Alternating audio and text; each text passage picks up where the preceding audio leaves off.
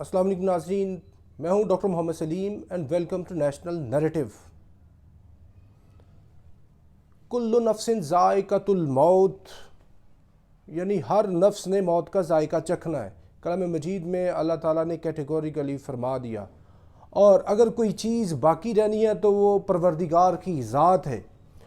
کل من علیہا فان ویبقی وجہ ربک ذو الجلال والاکرام، کہ تیرے پروردگار کے علاوہ تمام چیزوں کو فنا ہے۔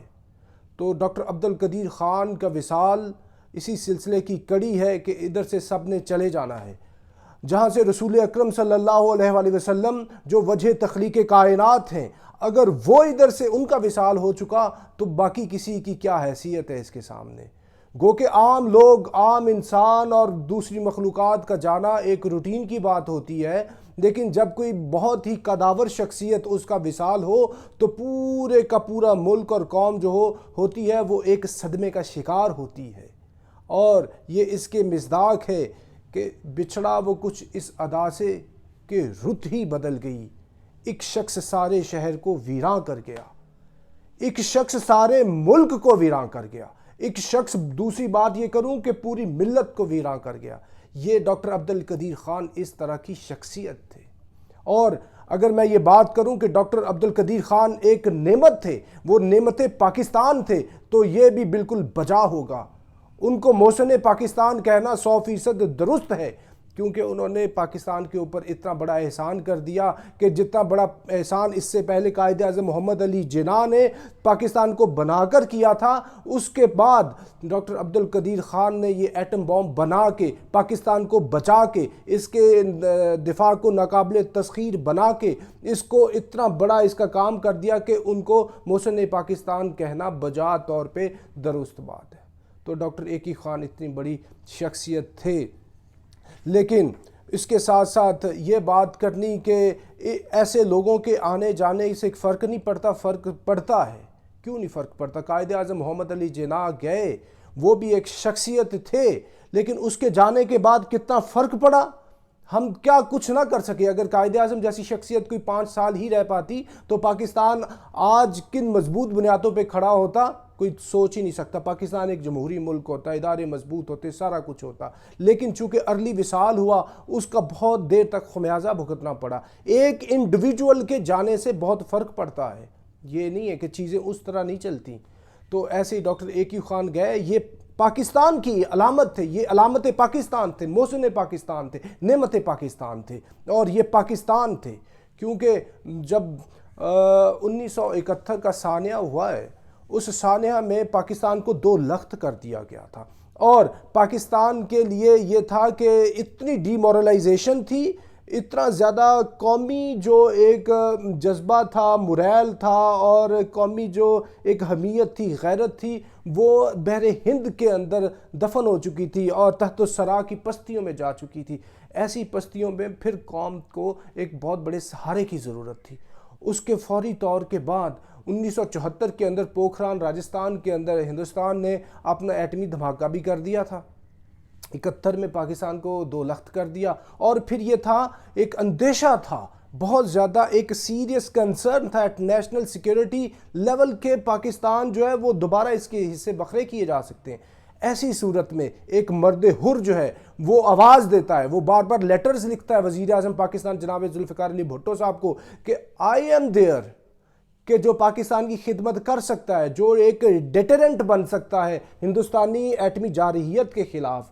تو پھر انہوں نے ایک آواز دی، اور اس آواز کے تحت انہوں نے کئی لیٹرز لکھے۔ پھر ذوالفقار علی بھٹو صاحب کو پتہ چلا، انہوں نے پھر ان کو انوائٹ کیا ٹورڈز پاکستان، اور پھر یہ پاکستان آتے ہیں، بھٹو صاحب سے میٹنگز ہوتی ہیں، اور یہ کہتے ہیں کہ میں کچھ 4-5 سال کے عرصے کے اندر پاکستان کو ایٹمی طاقت بنا سکتا ہوں، اور پاکستان کا جو دفاع ہے وہ ناقابل تسخیر بنا سکتا ہوں۔ اور ناظرین، ایک بہت واضح بات ہے، اس وقت پوری کی پوری فوج اور قوم دونوں یہ ڈی مورلائزڈ تھیں اپ ٹو ہیوج لیول۔ اس لیول کو وہ پھر جو گیج کرنا ہے وہ اس ٹائم کے لوگ ہی بتا سکتے ہیں، اور اس ٹائم کے یہ سارے رسائل بتا سکتے ہیں۔ ایسی صورت میں ڈاکٹر ایکی خان آئے اور بھٹو صاحب سے ملاقات ہوئی. پہلے ڈاکٹر جو منیر احمد خان تھے وہ ایٹمی پروگرام کو دیکھ رہے تھے. یہ پروگرام تو ایوب خان کے ٹائم سے چل رہا تھا، پاکستان ایٹامک انرجی کمیشن. لیکن جب یہ آئے ہیں، ڈاکٹر ایکی خان آئے ہیں، تو انہوں نے پھر کام کرنے کی کوشش کی ہے ڈاکٹر منیر احمد خان صاحب کے ساتھ، لیکن ان کے ساتھ کوئی ورکنگ ریلیشن شپ اچھا نہیں رہا. وہ انٹرفیئرنس نہیں چاہتے تھے منیر احمد خان کسی کی بھی، لیکن اس کی وجہ سے وہ پھر کام نہیں ہو سکتا تھا. پھر یہ تھوڑا سا دل برداشتہ ہو کے واپس جانے لگے تھے، کیونکہ ڈاکٹر ایکی خان جو تھے وہ اپنی بہت ہی لوکریٹو لگزوریس لائف جو وہ ادھر گزار رہے تھے ہالینڈ کے اندر، وہ چھوڑ کے پاکستان آئے تھے. The one and only objective of his arrival towards Pakistan was Pakistanism, was the defense of Pakistan, was to make Pakistan atomic power. For this purpose he travelled and he left his luxurious life for this very penny privileges here in Pakistan. تو وہ اس مقصد کے لیے آئے، تو مقصد جب وہ انہوں نے دیکھا پورا نہیں ہو رہا، دل برداشتہ ہو کے واپس جانے لگے. پھر بھٹو صاحب، بہت آپ کو شارٹ کر کے بتا رہا ہوں، بھٹو صاحب نے ایکسکلوسیو ان سے میٹنگ کی اور پھر ان کو کہا آپ بالکل انڈیپینڈنٹ ایک ادارہ بنائیں، جو آپ کرنا چاہتے ہیں، funds, hiring, firing of the individuals, you are free, آپ فری ہیں، آپ جو کچھ مرضی کریں. پھر انہوں نے کوہٹا ریسرچ، ڈاکٹر عبد القدیر خان جو ریسرچ لیبارٹریز ہے کوہٹا کے اندر وہ بنائیں اور لوگوں کو ہائر کیا، پھر کام شروع کیا، اور with in short span of time of 5 to 6 years انہوں نے یہ ایک معجزہ کر دیا. معجزہ تھا یہ، معجزے سے کم چیز نہیں تھی، کیونکہ اس طرح کی جو ٹیکنالوجی تھی، ہندوستان کتنے سالوں سے اس کے اوپر کام کر رہا تھا، پورے وسائل تھے، لیکن ان کے پاس پورے وسائل بھی نہیں تھے، پوری وہ ٹیمیں بھی موجود نہیں تھیں. لیکن یہ doctor AQ Khan was one man army to make Pakistan nuclear power. تو کیونکہ ان کے پاس ان ساری ویسٹرن جو جتنی کمپنیز تھیں جن کے پاس یہ سارے کا سارا ایکوپمنٹ موجود تھا، یورینیم کی انریچمنٹ سے لے کر میٹلرجی اور ساری جتنی سائنٹیفک گیجٹس تھیں، he knew about all those things. اور پھر کچھ ان سنگ ہیروز جو تھے ان کو بھی ہائر بیچ میں کیا گیا اور ان کی سروسز لے کر ان سے پھر وہ چیزیں منگوائی گئیں، اور ساری چیزوں کا پتہ ڈاکٹر ایکی خان کو تھا، کیونکہ یہ ہالینڈ کے اندر کچھ ان کو ٹائم مل گیا تھا کہ یہ ایکسکلوسیولی اس طرح کا وہ جو نیوکلیر کا کام وہ کر رہے تھے. He knew about all those things. تو پھر ساری چیزیں منگوائی گئیں اور یہ کام کرتے رہے ریلیجیسلی. انہوں نے ایک جنون اور پیشن، دیوانگی کے ساتھ پاکستان کا جو دفاع قابل تسخیر بنانے کے لیے ایٹم بام کے اوپر کام کیا. اور ڈاکٹر ایکی خان خود بتاتے ہیں دسمبر 1983 کے اندر یہ کول ٹیسٹ کر چکے تھے. And he reported to President of Pakistan, he has done the job. And he was overjoyed, President of Pakistan. تو انہوں نے he kissed his forehead کہ بھائی wonderful, you have done a very fine job. تو اس سے میں ایک آپ کو بات کروں، جیسے قائد اعظم محمد علی جناح نے یہ بات کی تھی کہ اللہ تعالیٰ مجھے قیامت کے دن یہ پوچھیں گے کہ جناح کچھ کر کے آئے ہو، تو I'll say کہ جب یہ پاکستان بنا ہوگا تو he'll say well done Mr. جناح. تو ایسے ہی کل کو قیامت کے دن اگر ایکی خان سے پوچھا جائے گا تم نے کیا کیا ہے، تو وہ کہیں گے میں نے پاکستان کو ایٹامک پاور بنا دیا اور اس کو ناقابل تسخیر دفاعی لحاظ سے ملک بنا دیا ہے. تو اللہ almighty will term him, will say him کہ well done Mr. ایکی خان. انشاءاللہ he will be awarded with this highest protocol by the Lord of the Worlds. اور یہ ہوگا کیونکہ اس طرح کے کام بہت ہی معجزاتی کام، ان کے لیے بہت ہی ان یوزول قسم کی شخصیات کو چنا جاتا ہے. And AQ Khan was highly blessed and lucky person کہ ان کو چنا گیا.